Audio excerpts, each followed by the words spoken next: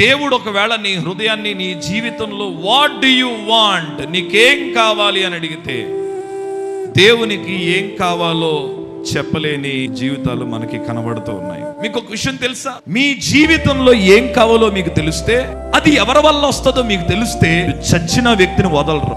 ఏం కావాలో ఎవరి వల్ల వస్తుందో నీకు కరెక్ట్ గా తెలిస్తే, నీ జీవితంలో ఆ వ్యక్తిని నువ్వు వదలవు, నువ్వు అనుకున్నది పొందుకునే వరకు. యేసు ప్రభుల వారి దగ్గరకు ఒక ధనవంతుడు వచ్చాడు. లోకంలో ముదిరిపోయిన టెంక అనాలన్నమాట.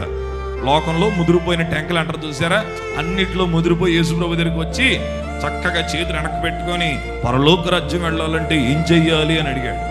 అప్పుడు యేసయ్య వాడు మాట అడిగాడు, నీకొకటి కొదువుగా ఉంది, నువ్వు రిచ్ మ్యాన్, నువ్వు చాలా డబ్బున్నాడు కనుక నీ డబ్బు నమ్మి నువ్వు వచ్చి నన్ను వెంబడించు అన్నాడు.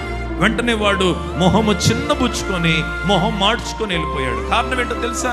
వాడికి ఏం కావాలో తెలుసు, కానీ తెలిసిన విషయం వాడికి అర్థం కాలేదు. నిత్యజీవం కావాలి, నిత్యజీవం కావాలంటున్నాడు, కానీ వాడికి అర్థం కాలే. కానీ బైబిల్లో ఒక బిచ్చగాడు వాట్ డు యు వాంట్, నీకేం కావాలి అనే ప్రశ్నకు జవాబు చెప్పాడు. ఈ బెగ్గరకి కళ్ళు లేవు, కానీ యేసు ప్రభు ఎవరో తెలిసిపోయింది. అందుకే ఏమంటాడంటే, యేసయ్యా నువ్వు నన్ను దాటిపోవద్దని అరవడం ప్రారంభించాడంట. యేసయ్య ఆగాడంట. ఆగేమన్నాడు తెలిసిన, నీకేం కావాలని. వెంటనే వాడు చెప్తున్న మాట ఏంటో తెలుసా? బోధకుడా, నాకు దృష్టి కలుగజేయమని ఆయనతో నేను అందుకు యేసు, నీవు వెళ్ళుము, నీ విశ్వాసము నేను స్వస్థపరిచిందని చెప్పిన వెంటనే వాడు చూపు పొంది వెళ్ళెను.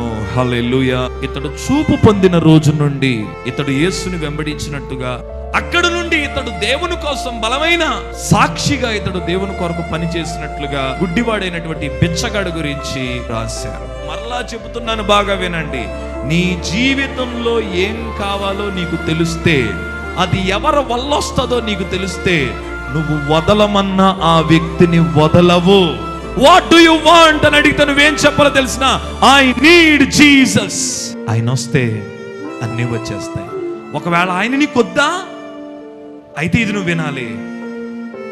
నీ జీవితంలో 2 బలమైన బాధలు ఉంటాయి. 1 అసంతృప్తి, 2 సాధించిన తర్వాత సంతోషం లేని జీవితం.